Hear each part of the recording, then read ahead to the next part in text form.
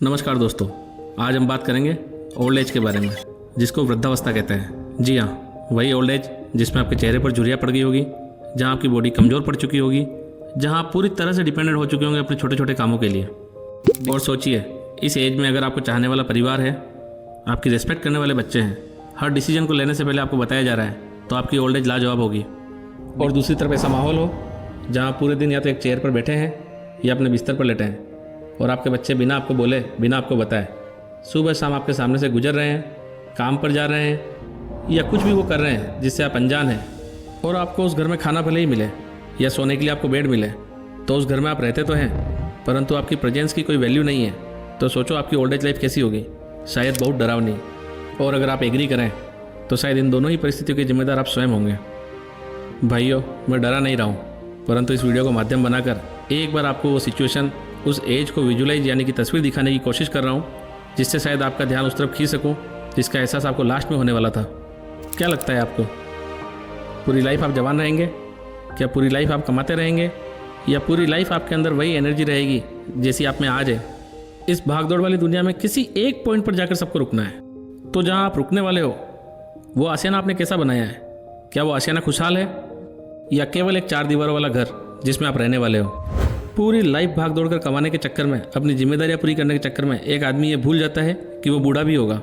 और उस old age को अच्छा बनाने में सबसे बड़ा पार्ट होता है आपकी लाइफ पार्टनर का, जो आपके साथ पूरी लाइफ खड़ी रहती है जब आप काम करने में और अपनी जिम्मेदारियां पूरी करने में लगे रहते हैं, क्योंकि वह उस परिवार को परवरिश देती है, और अगर आपके घर में बड़े बुजुर्ग हैं तो उनका ध्यान रखती है।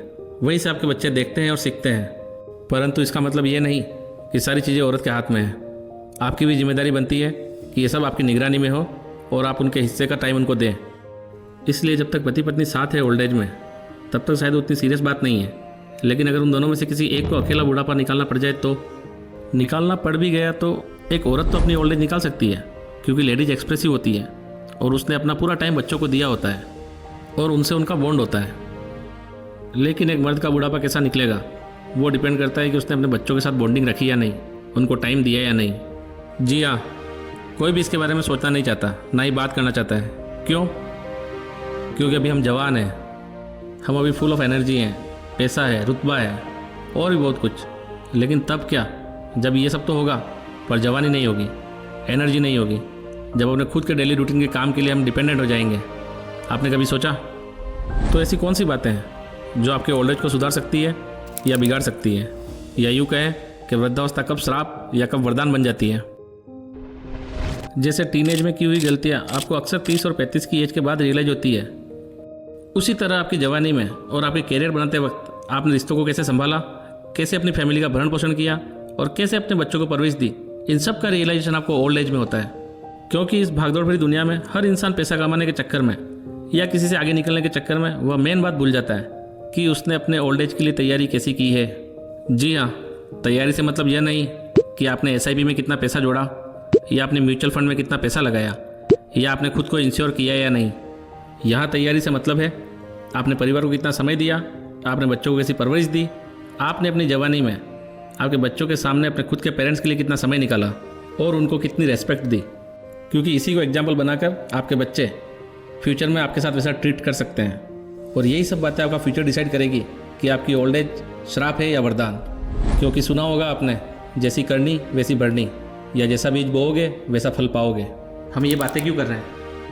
इससे हमें समझ आए कि एक टाइम लाइफ में वो भी आएगा जहाँ हम थक चुके होंगे या हमारी बॉडी पूरी तरह से कमज़ोर हो चुकी होगी। उस वक्त के लिए हमने क्या कमाया जो हमारे काम आएगी। और जिसको इस बात का एहसास है और जो ज़मीनी हकीकत जानता है, जिसने अपने रूट्स को कभी नहीं छोड़ा, अपना समाज या अपना ग्रुप नहीं छोड़ा, अपने परिवार पर ध्यान दिया, अपने माता पिता पर ध्यान दिया, और उनको यह सब करते हुए उनके बच्चों ने अगर देखा है, तो यकीन मानिए उसके ओल्ड एज में उसको कभी अकेला नहीं रहना पड़ेगा। जैसा कि एक वीडियो से मैं आपको समझाता हूँ।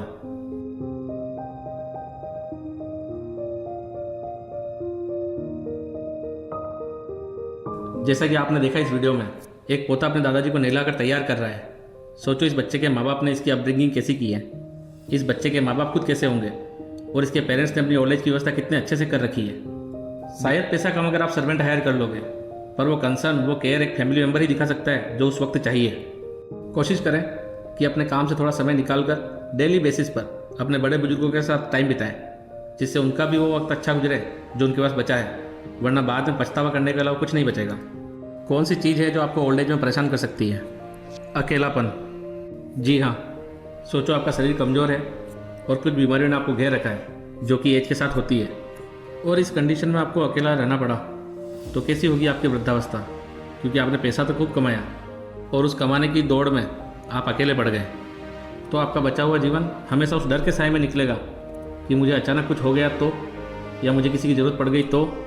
इसलिए समय रहते अपने रिश्तों पे काम कीजिए, क्योंकि यह तो सच है, अगर आप लंबा जी गए तो बूढ़ापा आना तय है। और यकीन मानिए, यह जीवन का सबसे खराब पड़ाव होगा। Prioritise your family. जी हाँ, अपनी फैमिली को प्राथमिकता दें।